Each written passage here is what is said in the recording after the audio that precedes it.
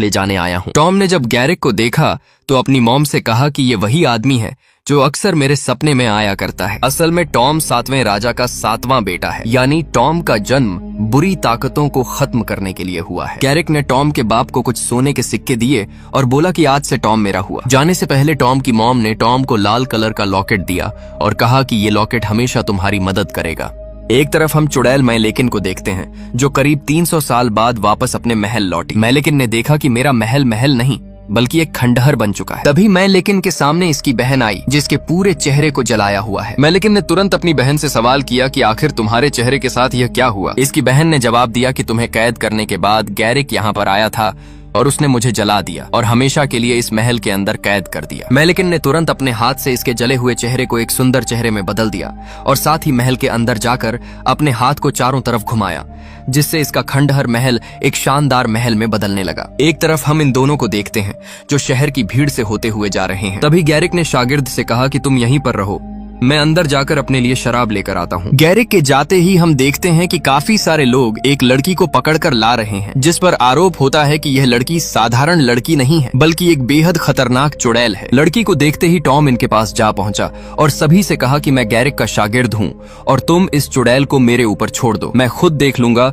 इसके साथ क्या करना है। यह सुनते ही लोगों ने लड़की को टॉम को थमा दिया। असल में टॉम ने इस लड़की को भी काफी बार अपने सपनों में देखा है। टॉम लड़की को थोड़ी दूर ले जाकर इससे इसका नाम पूछता है, लेकिन लड़की इसे अपने बारे में कुछ भी नहीं बताती और कहती है कि मेरे बारे में अपने उस्ताद को कुछ भी मत बताना और हाँ, हम दोबारा जरूर मिलेंगे। इतना कहते ही लड़की मैलेकिन के पास पहुंच गई। यहाँ पर हमें पता चलता है कि ये लड़की मैलेकिन की बहन की बेटी है जिसका नाम एलिस है। एक तरफ हम इन दोनों को देखते हैं जो एक लंबे सफर के बाद गैरिक अपने घर पहुंचता है। यहाँ पर आते ही शागिर्द को पता चला कि गैरिक फाल्कन ग्रुप का अब एक आखिरी सदस्य बचा है। असल में फाल्कन ग्रुप वह होता है जो आम और कमजोर लोगों को बुरी ताकतों से बचाते हैं और अब गैरिक फाल्कन का सिर्फ एक आखिरी सदस्य है। अगर यह मर गया तो शायद बुरी शक्तियों से लड़ने वाला कोई नहीं रहेगा। गैरिक इसे बताता है कि कुछ दिन के बाद फुल चांद की रात होगी, इसलिए हमें जल्द से जल्द मैलेकिन के पास पहुंचकर उसे मारना होगा, क्योंकि फुल चांद की रात को चुड़ैलों की शक्तियां 100 गुना बढ़ जाती हैं।